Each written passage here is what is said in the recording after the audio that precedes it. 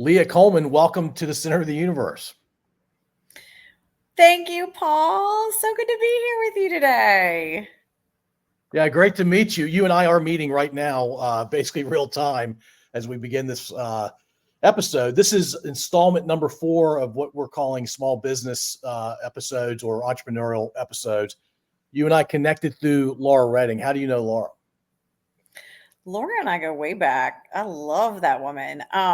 She and I met when I was in my 20s, actually. She came through a networking group that I used to lead called Richmond Women in Real Estate, so abbreviated Richmond Wire. And that was when the meetup.com platform had come out. I feel like 2013-ish. So it's definitely been a little over 10 years that I've known her. Since you have an emphasis on getting to know business owners, one of my favorite things and Laura's favorite things and what business people should be doing, right, is connecting. So connection has been my superpower in the networking scene for years. And I didn't realize it, but that platform counted how many meetings that I'd held in the city when I stopped. And I think by the time maybe 2014, 2015 rolled around, I had run 286 meetings in this town, Paul. Like if you'd have thought, or if I'd have ever thought that compounded meetups weekly or monthly over several years would have compounded that high, it felt very supernatural for me to see that. I was like, what? No wonder I've met so many people in this region. Oh, well, you I must told be you an about extrovert. my grandfather being a politician, and I have never been, but I will say I must get it from somewhere. You're clearly an expert at meeting and connecting and networking, and you've got to be an extrovert too, right? Yeah, in fact, I do prefer working by myself. So ever since I heard that there was a such thing as an extroverted introvert, because I do just really roll solo throughout my daily work life. I mean, I work in teams and help mobilize people to run projects, and I'm always working with people. Real estate is what I do for a living. It's a team sport for sure. It definitely feels like I have a lot of opportunity to kind of work by myself, and so it keeps me in the zone of having to stay self-motivated and scheduled well. And lately I've been kind of on this thing, especially since the pandemic taught us all how to prioritize what really the priorities should be. I decided that I never wanted to put high pressure on my schedule ever again, like the way we used to live before COVID. And I allowed myself to just enjoy scheduling instead of like a heart and hustle type season. I I live by faith now, and I feel like God has been sharing with me, all right, honey, it's time to leave the heart and hustle season behind and step into a peaceful, harmonious, intuitive, strategic flow. So, yeah, I've enjoyed shifting throughout the years and evolving. So nice to meet you. And so that's where I met Laura. I mean, that's a long story short, but that's a big part of my story, like just meeting great business owners throughout the years. She's done a few ventures. Leah, that what you're shifting into and what you shifted out of, that's some pretty deep thinking that I typically don't do. So I appreciate you challenging how I'm thinking about the world. But yeah, the heart and hustle thing, it's real, and there is a time in life when you should be transitioning out of it. And I'm glad you're doing that. Thank you. Yeah. All right. So you said extroverted introvert. I'm not familiar with that. I'm familiar with introverts who get energy by being alone. There are extroverts who get energy from other people. And then I learned this term a few years ago, ambivert. So you can play in both worlds, and you can't stay in either all the time. You may be an ambivert. If that's the mix of the two, then that might be it. And it gets too peoply for me sometimes. So I I can say that, yeah, if I function in a little both, then yeah. Yeah, it's all good. So why Mhm. real estate? What got you into it in the first place, and what do you like about? Because you still do it. Yeah, so a little bit about my career background. I did right out of high school, I transitioned into banking and did banking, and then worked in like a credit card call center for American Express.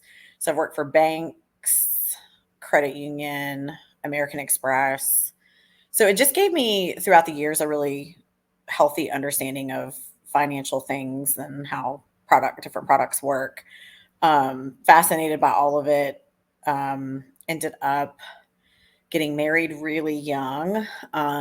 Unfortunately, things didn't work out, but bought our first home in that experience. And sometimes they say that when things don't work out and you lean into some of those, some people might call them failures. I call them all lessons. When you lean into the lessons for the learning, sometimes those moments become your greatest catalyst for like some of the purpose in your life. So um, I was really young in my 20s. And so most of, and I know a lot of people talk about the healing from childhood trauma. Mine was adulting trauma. Okay. But we had a foreclosure and, from that, you know, severing of that relationship. And when I learned that I would need to learn how to do it a different way, because I did come through, financial responsibility and good teaching, being that I worked in the banking industry, I just learned how to do an investing side of things and have to do things creatively. I learned how to save people from foreclosure. I learned that some of the top reasons that people sell are divorce, job loss, sickness, death, jail time, drug use. There's all kinds of reasons that people have to sell pretty quickly. So I learned how to problem solve some of life's really complicated situations in that vein of business. And so then fast forward to 2008, I started doing wholesaling. That was, I believe, the year Obama went in office, the big car bailout he did back then, housing bailout after that. So I was wholesaling contracts, and you're focused on really highly motivated sellers that are in distressed or have distressed property. So you're buying low at wholesale prices. And then your goal is to help figure out the right budgets to get them fixed up, make them beautiful again, improve the value, and allow a resale.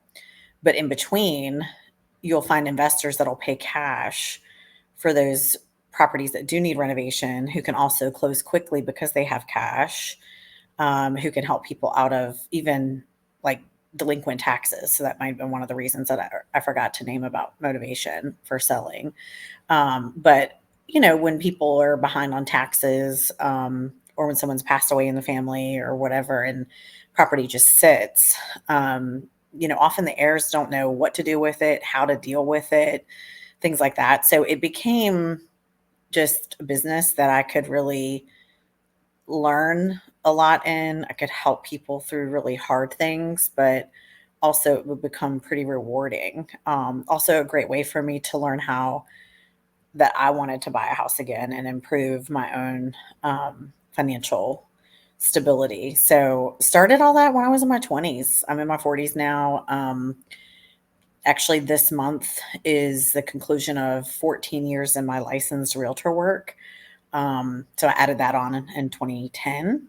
Um, Started networking back then, those networking groups back then. And I kind of did a lot of it part time, but just built that up. And then I ended up getting married, and having a baby. And so in between those, you pace yourself, right? And so it wasn't until she went into preschool that I then went more full time into investing in realtoring. And I pretty much do still a really well balanced schedule of both. So I still realtor as often as my people need me. And I also pick up usually a deal, a two or two a year to fix and flip or to hold for rental. And in the past few years, I've really enjoyed, as I got into more my own flips, doing my own design work, I really started to enjoy making the homes, an experience. I really focus now on wellness, amenities, and try to really put like smart tech things into the properties. So things that are like energy efficient. The past couple of years, we started putting massaging shower towers in our units and influencing Wait that a minute. throughout our I don't clients. even know what that is. Leah, what is that? Massaging shower towers. Doesn't everyone deserve to have an amazing shower experience, Paul? So, Sure. found these on Amazon during the pandemic. And yeah, they're stunning. There's all these different features on them, all the different water pressure settings. Yeah, just a great way to enjoy home, enjoy your life. And we've even found Bluetooth sound that comes out of the ceiling, so you can put lighting in that's got Bluetooth, so you can sync up your device to that, and some that change lighting. So I did some research on mood and color. Yeah, it's different. So I'm more into, if I'm going to influence a space now from a design perspective, I want it to be like a whole experience. So it's been That's really fun. cool. It's been fun and innovative, and yeah. It sounds really So fun. yeah.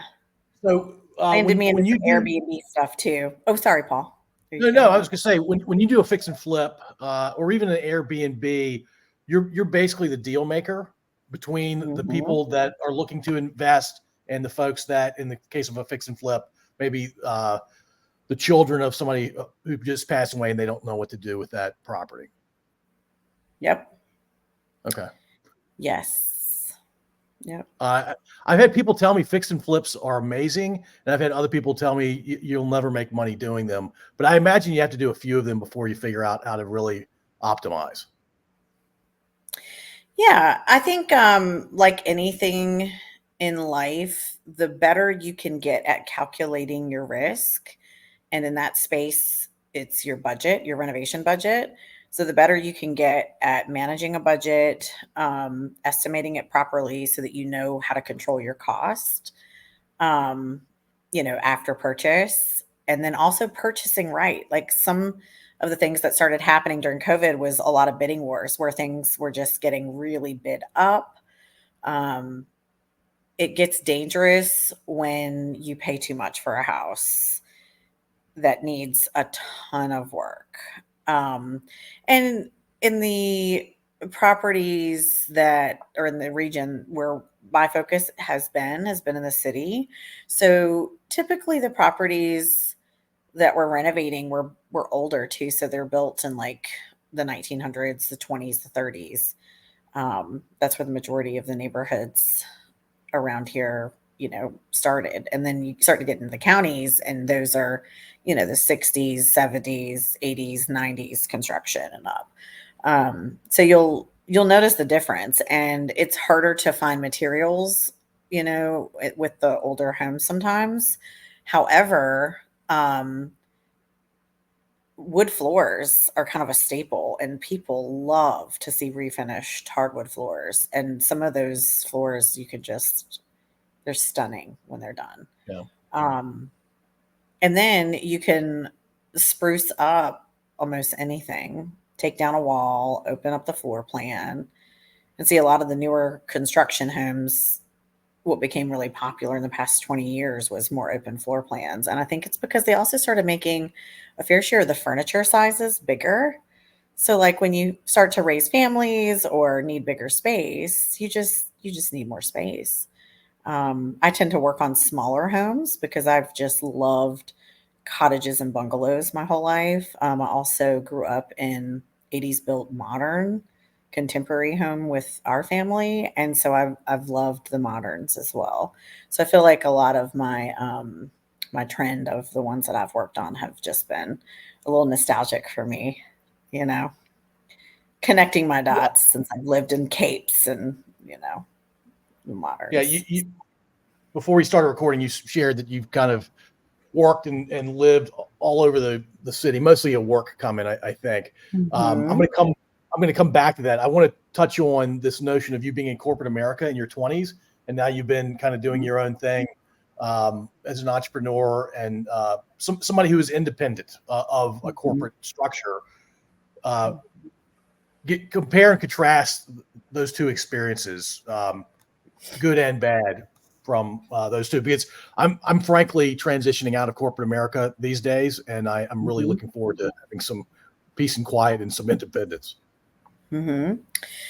So it's really good that we get to talk about this today, Paul, because it'll be a way for me to reflect as well.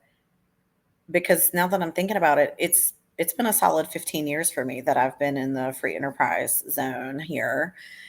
I'd say if I could give and share some differences, I think what corporate America does really well at is giving us all structure and set hours to work and expectations and policies and procedures and direction and operational direction and people that surround us that, whether they're on teams with us as, same position type colleagues, or whether we're, learning from someone that's above us that we report to, or someone's reporting to us. There's all these levels and hierarchies of positions and talent pool, to get stuff done. I think if you take that mindset into free enterprise and you challenge yourself well with it, like even if you wanted to shift into free enterprise for a multitude of reasons, many find themselves here for time freedom. And it is one of the most alluring, rewarding parts of free enterprise. However, it can also become really toxic if you don't plan and stay self motivated and manage your time well and such. And so that's why I think, and I did play team sports growing up. That's why I think I've really enjoyed the transition of coming out of corporate America from those perspectives and then into real estate and business. So everything for me has felt like a team sport, and it doesn't get boring. It's different every day. I'm working with different clients. I'm working with different files. I'm working with different properties. I get to help them problem solve. I get to help them plan. I love that. I think it's awesome to be able to walk alongside someone and help them meet their goals. And so you're also meeting me in this season of my life down 60 pounds from a 100-pound goal. I'm saying all that, relating it to corporate America, to free enterprise, how in corporate America, I remembered having to schedule time to take care of myself fitness wise and health, gym time, kind of before or after work. And now that I've been in free enterprise and I'm on a health journey and kind of restoring and refocusing a lot there, I've also learned that to have the freedom to be able to plan things and do things when I can and when I need to has just made all the difference in the world, also in my fitness and my health and wellness journey. And I think that in life, everything is a balance, although you'll never balance it all. And to say that you're going to try to balance some is going to be worth the effort and any effort that you make. But please understand, my friend, there's no such thing as balance. I've always learned it's either a little up here and something's going to be off a little down here. So just know that if you put the effort in, it's an input output is what I've noticed. And what you put in and what you focus on grows, and that which you starve dies, my friend. So Learn how to The manage your balance. time, your productivity, look at your cash flow patterns, your seasonal shifts of whatever business type you're in. Yeah, you just learn to manage it all. So it's a lot. Feels like a Congrats. lot. Congrats on the weight loss. That's amazing, and that takes real discipline and real effort and real. I'm getting used to the word intentionality lately, but I don't think you can lose that much weight or perform well in any endeavor or strive towards any goal without some level of intentionality. Oh yeah, and in this case, I didn't do it all by myself. I hired some coaching. I did also Medi weight loss. I started with that, and then went and found a fitness trainer, life coach, and amazing help. So it takes accountability sometimes, even beyond what we're motivated to do for ourselves.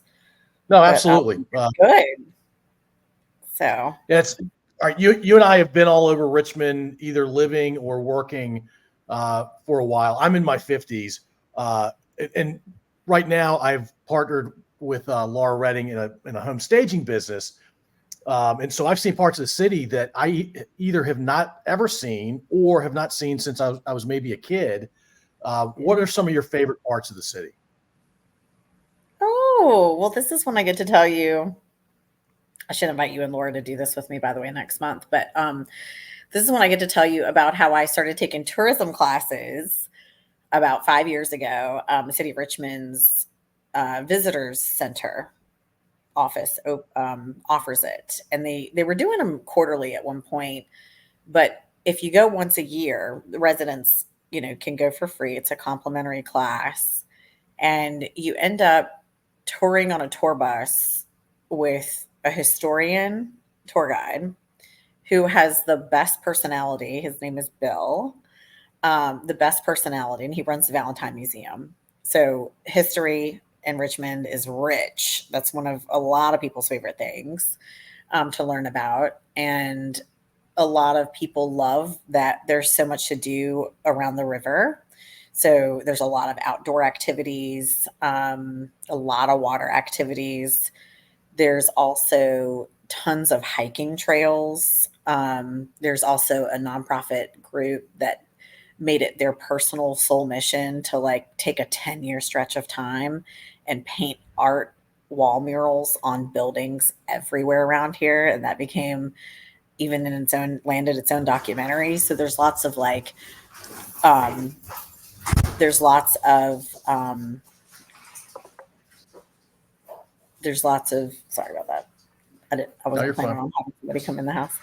You're good. There's lots of art everywhere. There's opportunities for people to do so it's outdoorsy and it's active, but we also have a huge scene here of chef run restaurants and breweries. Apparently we're like number 2 in the world now for largest number of breweries Oh, next wow. to Amsterdam.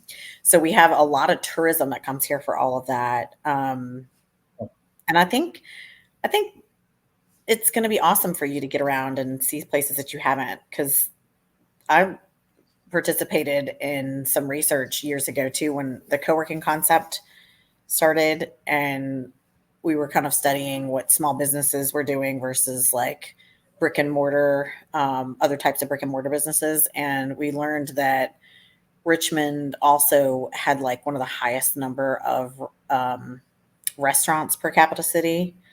There's over like 600 back then. Now that was 2010 when we did that research project, but there's also big things that have been happening in the past decade. Of course, Amazon came, right? To Richmond's Right. region. So did Meta, which is Facebook. So they built a whole, call center here and facility. You got Lego that's here. So you got CoStar. There's so many big companies that started to land here. We've just got such a healthy economy that stays really healthy in the circle of life with having businesses, colleges, hospitals, like a nice balance of all of that, and tourism. So it creates for Richmond this amazing opportunity for people to like live here, work here, play, build businesses, build families. We've kind of been known as one of the best networked cities in the country because of that. It's still small enough where you can just meet people and see people out and about, and just big enough to where you won't know everybody either, you know? But you might be, what's it, how many circles connected? 6. So I don't know. It's something cool Yeah. like that. Um, it's just really cool. It's a really neat city. So there's definitely lots to do, which that's actually what landed me into doing Airbnbs also. I learned about the tourism that was really running the roost of the change of landscape around here because I couldn't Mm. keep up with it myself. Even living and working in the city, Paul, like it's so changing so fast. And we're known for festivals too. So it's been really neat. I had opportunities to have one of my listings for my clients featured on a show during COVID in 2021 that came out called Beyond the Block, where they featured Richmond on there too for real estate. So it was neat. Yeah, Richmond, because you and I have both been here a while, it's hard for me to see that. And I've never, in fairness to the city of Richmond, I've never lived in the city. I've lived really Mhm. close on the north side, but I was technically Henrico. I go into the city a fair amount of the time, but I've been told by folks that have grew up in Richmond, then moved away and came back that we kind of put off this. And I don't mean to fully compare us to Austin, Texas, but we kind of put off an Austin vibe. There's just a lot of diverse, creative, fun, engaging things to do. And that was Yep. not the Richmond of my childhood. Yeah, I mean, now it's like creativity, it's innovation. The food truck industry really took a nice um, launch out of Richmond. I mean, that food truck culture is big too. And you're seeing a lot more of that nationwide. It's gotten a lot more innovative, and tech, and people are paying attention to all kinds of stuff. It's just it's just neat. It's a neat time to be alive. It's a great time for you and Laura, and really anybody to consider going into business to do something they love. There's, we're people that are so busy now. They say that the service industry is really on the rise for businesses, for small businesses to open in those, categories that just of services, for people. Um, I think it's a great time to bet on yourself and apply yourself and see where it takes you. You know? I love it. All right, let's close out because we're approaching 30 minutes, and I told you we'd be going for Yeah. 30 minutes. Uh, Yeah. Tell me about the Facebook group that you lead called Boss Babes RVA. Oh, yes. Thank you so much. Well, Richmond has really, really embraced the women's work in the region. Historically, the gender had not, had the ability to earn in the same level of glass ceiling financially in the job market, as our male counterparts. And so there's also a growing statistic that women-owned businesses are some of the fastest and most being opened now as well, nationwide and globally. So there was a founder that I ended up meeting online called, her name was Christine Greenberg, and she and her mom started this amazing bridal shop together off of one of her passions, and they kind of run the wedding industry as well. But so shout out to them. It's our 10th year. But basically, circa between 2018 and 2020, I was able to start to engage in helping lead some of Boss Babes RVA's efforts in the city and giving them opportunities to meet from, that online experience, because we're just a private Facebook group, into an offline to do meetups and taking people out, scheduling, connections, networking events. We also had this really cool, at that time, it was a co-founder and a group of volunteers led, with a bunch of other business owners, but they started doing conferences in the area. So we've grown from, it was around 4,500 members online from when Christine and her team had it. Then when I picked it up, of course, COVID really multiplied this effort, but when everything went virtual, but we grew our highest number to 10,900 members. Wow.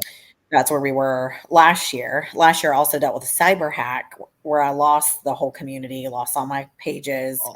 Oh, Just got the group page back a few months ago. So we're literally just starting back up our efforts. We don't know how the algorithms are going to go. It's a big social experiment, but we are grateful to have said that in the 10 years that we've had together, I mean, just 1 year, I looked in our group insights on our back page and it said we had 99,000 comments and engagements in 1 wow. year.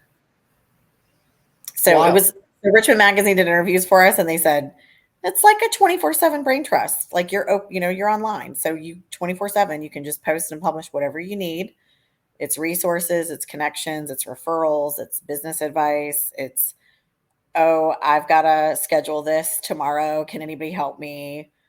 So Yeah. referrals of all kinds. So Richmond Magazine's done articles on us several years in a row during COVID, and we're just really grateful to support a lot of the women's work in the region and propel it forward. Leah, So. who would hack a group like that? What kind of person would do that? Crooks and criminals. Oh, That's all. It's a long story, but for another time, because I know we're running out of time. But my best advice to everyone is definitely check references on any companies that you would hire to do any cyber investigations for yourselves. This one stemmed from the actions of I had my bank account hacked several months in a row. Last year, it was once a month. I kept getting these charges randomly from California, different companies. Bank kept changing my debit card every time. And I just kept noticing something was off about it. So went to hire someone and they ended up being a hacker, but their whole professional profile looked legit. So I just, it happens and you hear about it happening. It happened to me. I'm grateful it wasn't worse because it was very vulnerable. It was savage. I mean, that hacker was selling furniture under my name, under my identity. It just became very unraveling to personal and business life, especially when you're somebody like me who's been networking in the region for over 10 years, building relationships. Like relationships are your lifeline to your business, they're all your connections. So one of my girls said it best. She said, if this wasn't such a special place to be, it wouldn't be threatened. And so let's just do the best we can and hold tight, Well, it seems like you're on the other side of all that craziness. I'm sorry that happened to you. That's a bummer. Yes. Cool. Well, Leah, thank you so much for joining me. It was great to meet you today. Yes. Great to chat with you. And I love talking to people that are excited about what they're doing in life and they're excited about the place they live too. Thank you, Paul. And y'all stay connected at leahcolemanglobal.com or bossbabesrva.com. Would love to support any of your real estate and investing efforts and help you grow and in your business efforts too, Paul. Excited for you and Laura. Look forward to continuing making connections for you too. Yeah, awesome. Thanks, Leah. Have a great day. You too. Thanks.